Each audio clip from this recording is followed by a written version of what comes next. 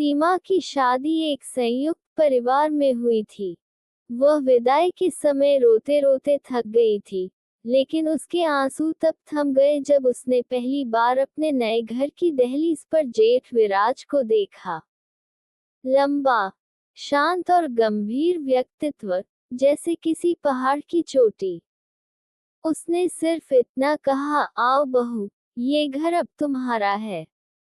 उसके स्वर में छोटी सी गर्माहट थी, पर सीमा ने वही समझ लिया कि इस घर में अधिकार से ज्यादा सम्मान की भाषा बोली जाती है। विराज पूरे परिवार की रीढ़ था। माँ बाप जल्दी चले गए थे। छोटे भाई की पढ़ाई, बहन की शादी, घर की जिम्मेदारियां, सब उसी के कंधों पर थीं।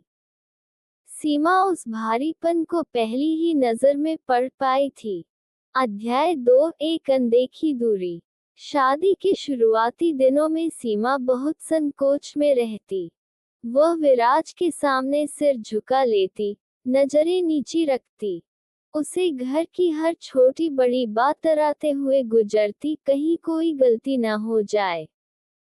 विराज उससे कभी कठोर नहीं हुआ, पर उसमें एक दूरी थी, जैसे कोई व्यक्ति इतने वर्षों से दुखों के बीच रहकर भावनाएं व्यक्त करना भूल गया हो।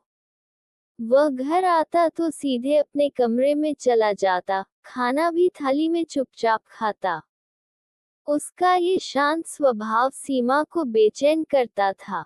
उसे लगता था कि शायद वह उसे स्वीकार नहीं कर पा रहा है।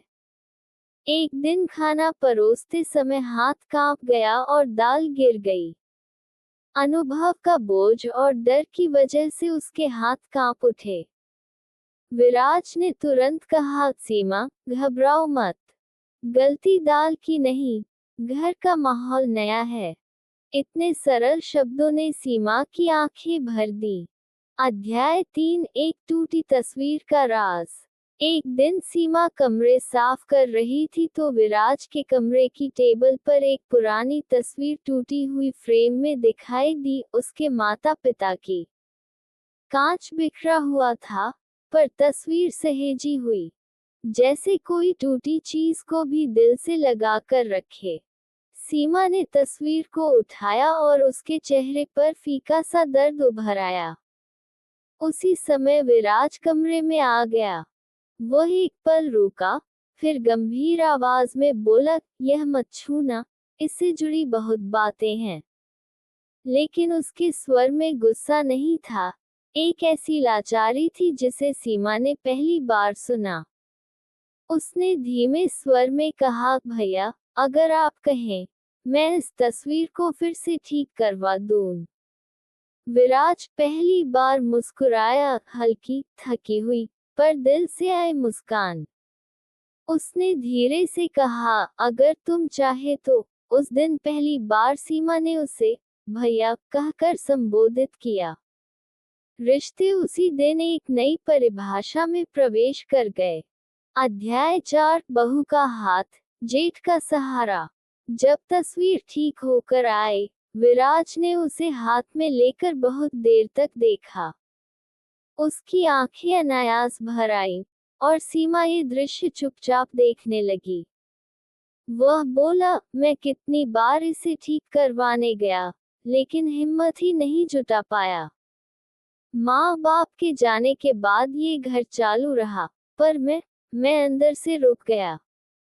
सीमा ने बिना किसी अधिकार के, सिर्फ सहानुभूति के साथ उसके कंधे पर हाथ रखा और कहा, अब मैं हूं ना। घर सिर्फ आपके कंधों पर नहीं रहेगा। वह पल दो अनजानों के बीच एक ऐसा रिश्ता जन्म ले रहा था जिसमें संवेदना खून से मजबूत होती है। उस दिन के बाद विराज थोड़ा खुलने लगा। वह सीमा से पूछने लगा, आज क्या पकाया? या कभी पूछता, भाई आया नहीं, थक तो नहीं रही? उसके स्वर में अपनापन आने लगा। सीमा अक्सर कहती, आपके होने से घर संभला हुआ है भैया।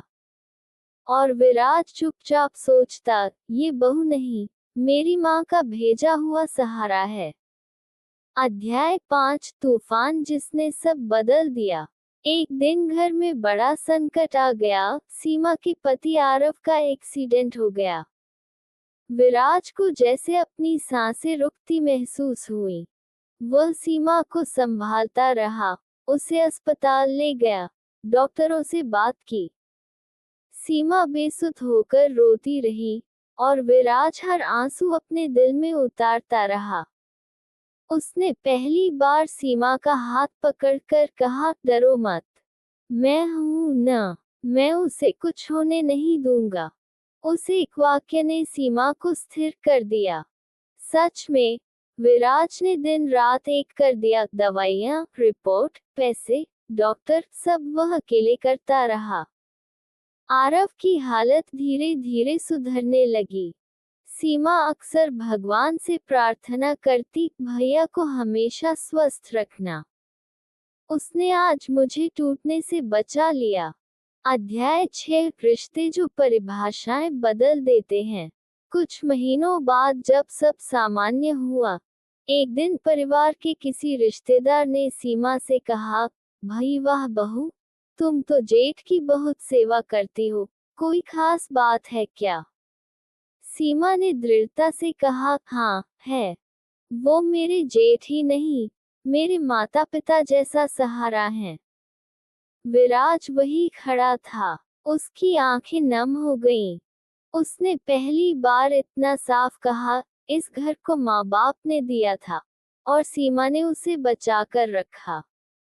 उस क्षण दोनों के बीच का रिश्ता समाज की परिभाषाओं से बहुत ऊपर उठ चुका था। जेठ बहू नहीं, एक संरक्षक और एक स्नेही बहू का अंत। खून से नहीं, दिल से बने रिश्तों की जीत। विराज अब पहले जैसा नहीं रहा था। अब वह मुस्कुराता था, घर में हंसता था, सीमा की पसंद का फूल आंगन में लगाता था, कभी आरव की पसंद का खाना बनवाता था। सीमा भी अब उस घर की धड़कन बन चुकी थी। उसकी वजह से घर में माँ की तरह शांति थी, बहन की तरह ममता और बेटी की तरह अपनापन। दोनों ने एक दूसरे का हाथ पकड़कर नहीं, एक दूसरे का दर्द पकड़कर रिश्ता बनाया था। और यही तो सबसे मजबूत रिश्ता होता है। अगर आप तैयार हैं, तो मैं कहानी 3 अभी शुरू कर दूं।